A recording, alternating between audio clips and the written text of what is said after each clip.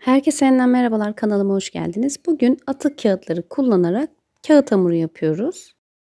Kağıt hamurunu genelde yumurta kolisinden veya tuvalet kağıdından yapıyorlardı. Ben de oğlumun kullanılmış defter sayfalarından yapmak istedim.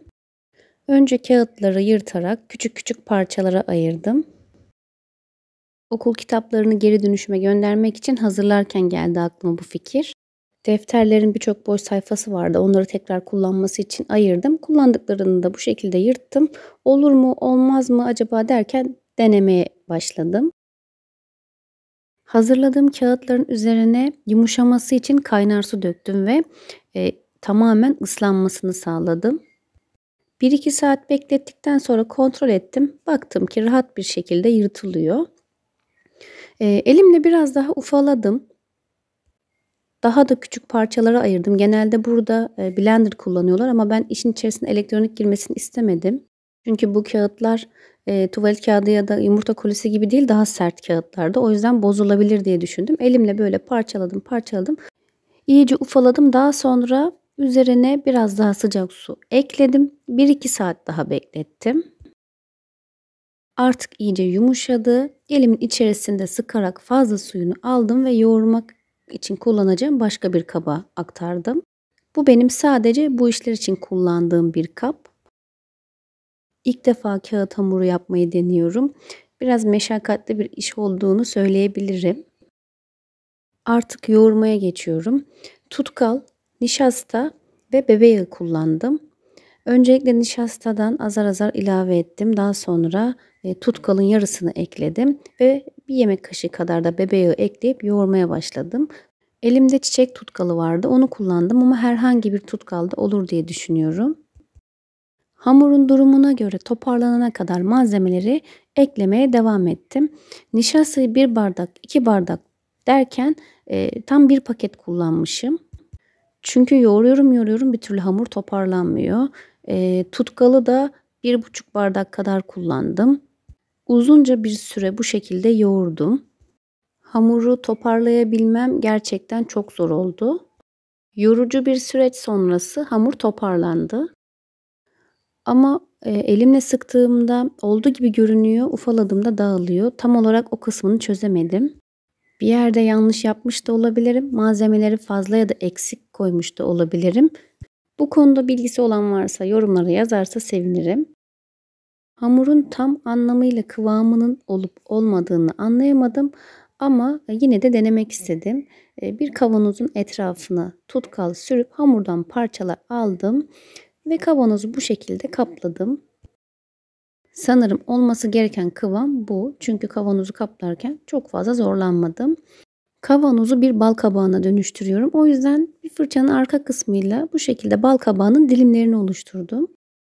Kağıt hamurundan soğuk porselen hamuru ya da kil hamuru gibi tamamen pürüzsüz bir kıvam beklemeyin. Biraz daha böyle pürüzlü, daha dokulu oluyor. Yine de çalışmanızı elinizi hafif ıslatarak biraz daha düzeltebilirsiniz. Bal kabağını hazırladıktan sonra tamamen kuruması için 2 gün bekledim. 2 günün sonunda gördüğünüz gibi dış kısmı taşlaşmıştı. Yine de sağlamlığını arttırmak adına boyamın içerisine biraz tutkal ekledim, karıştırdım ve bu karışımla kabağı boyadım. Az önceki bölümde kavanozu tamamen hamurla kapladığımı görmüştünüz. Ama daha sonra gözüme hoş görünmedi. O yüzden hamur tam kurumadan üst kısmını çıkardım. Bal kabağının formunu bozduğunu düşündüm. O yüzden kavanozun ağız kısmına farklı bir süsleme yapacağım.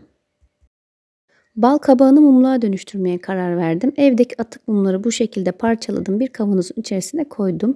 Renklendirmek için de turuncu pastel boya kullandım. Kaynayan suyun içerisine koydum ve mumların erimesini sağladım. Bir mağazada buna benzer bir mumluk görmüştüm. Fiyatı 300 liraydı. Biraz da ona benzetmek istedim. Elimde mum ipi yoktu ama pamuklu bir ip kullandım. İpin ucuna sıcak silikon sıktım ve kavanozun ortasına yapıştırdım. Daha sonra erittiğim mumları da gösterdiğim gibi içerisine döktüm ve bu şekilde kurumaya bıraktım. Böyle bir silikon kalıbım vardı. Aynı erittiğim kapla Az miktarda mum eritip içerisine döktüm ve donmasını bekledim.